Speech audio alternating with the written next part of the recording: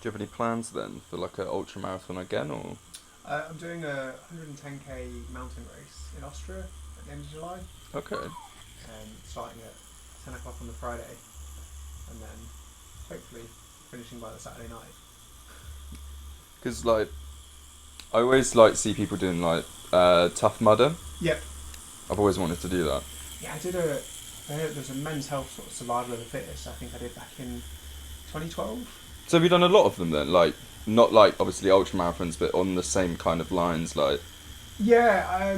So I kind of when I finished school at like 16, I'd always done a lot of rollerblading Okay. as I grew up, and then kind of the people I rollerbladed with got to like 16 and found girls and drinking and became less interested in spending time at the skate park. And so yeah, I got into running from there. Like there was a local 10k, and then it kind of just spiraled from there. Like I did sort of first marathon, and then I was always like, oh, I'm not going to be that quick.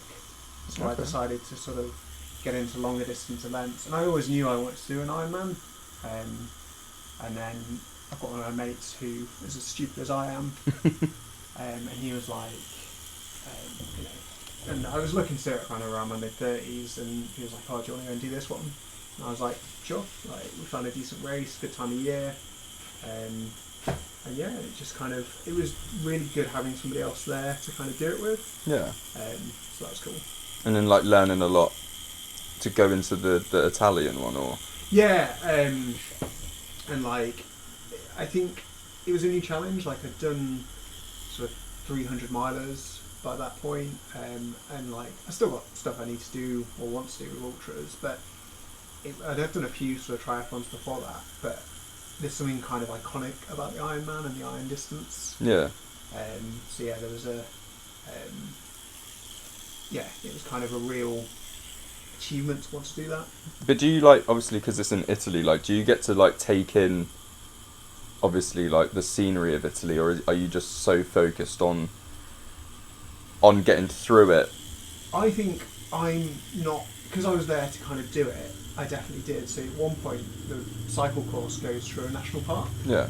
and there's flamingos, so you can look around, and there's always wild flamingos in the water, and then you kind of there's one sort of big climb on the race, which is all sort of through fields and stuff, and it's definitely like I find that as well kind of a bit of a distraction. Like I find it a good sort of mental way of being able to handle what I'm doing by being sort of looking around and sort of enjoying where I am. And I didn't want to get to the end and think, oh, I can't really remember what any of the course looks like. Yeah, because that was kind of what I maybe thought, because you're so, I suppose, like if you were so focused on just kind of getting through it, Yeah. that you would finish it and just be like, you know, you get home and you just can't really remember any of it. Yeah.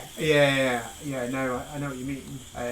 But I think that some of that was why we looked at the courses we did as well, because there's so many around the world, and it was like actually this has got sort of good ratings. It's easy enough to fly to. It was a single sort of flight, and like getting the bikes there was okay, because there's faster courses and there's harder courses, but it was kind of finding a good mixture of a course that looks incredible but also was going to be enjoyable. Yeah. And was it very hot, or was it?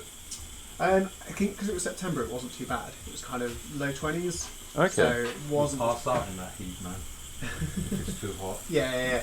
I think that's the thing. Like we're going to Florida just for a holiday, like in June. It's going to be average of 32.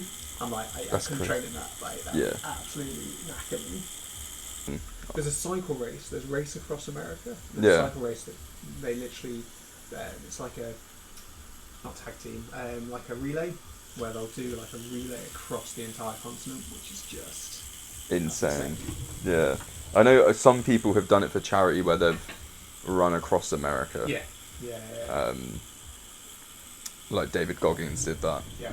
Which I think is just nuts. Absolutely. Like there's a guy called Ricky Gates who's a professional, or he was a professional ultra runner, and he did it not for charity or anything. He just kind of did it as a mental. Just a bit of a project. He ended up writing a book about it and stuff. I think it took him sort of 3 months. Like he wasn't rushing to do it. And that it was just really interesting, kind of getting his input, like not input, but like his take on it, and like just how different it all is as well. In terms of the different kind of, you go from kind of the East Coast where it's a bit greener to like running across Death Valley where it's just barren. Desert. Yeah. Because I feel like to do something like that where you're just running must be like the most craziest thing. Yeah. Because I used to train a lot. I never used to run. Yeah. But I was always obviously like, I trained for like an hour, 2 hours a day. Yeah. And mentally, there's an end. Yeah. But with something like that where it's just... And even the end is so far away. Like, there is an end point. But you're like, I've got 3,000 miles or whatever to like, before that end point. That's just... unfathomable in your brain. Yeah. You can't... I mean, you must have to break it down to days and weeks. Months, maybe. Yeah. Like when I've done a few multi days before. I did one in the Azores and one in Colorado, and it is, you just make it through the day, and you're kind of, that's what your focus is on, is just making it through that particular day, and then worrying about tomorrow when it comes. Yeah. So when you do a sort of really big events, it must be kind of more based on really just kind of getting through that particular day. Oh, sweet, man. It must be a... I can't even fathom. I want to do a Tough Mudder. Yeah. Like, that's like my goal for next year. I mean, that's a whole different thing, because it's not just like the running. You need like, I don't have any real upper body strength because I've done a lot of running and stuff in my life. But I've got strong legs, but I like assault courses. I feel like I could... It's more engaging than just like running, cycling. I think that's the thing, it's finding what works, Thank you, my bro.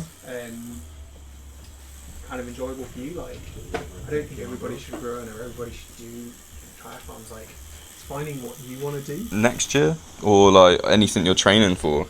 So I've got end of May, I've got a 115-mile bike ride in the Peak District.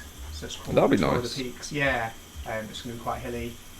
And then this it's called the Grossglockner Ultra Trail in Austria.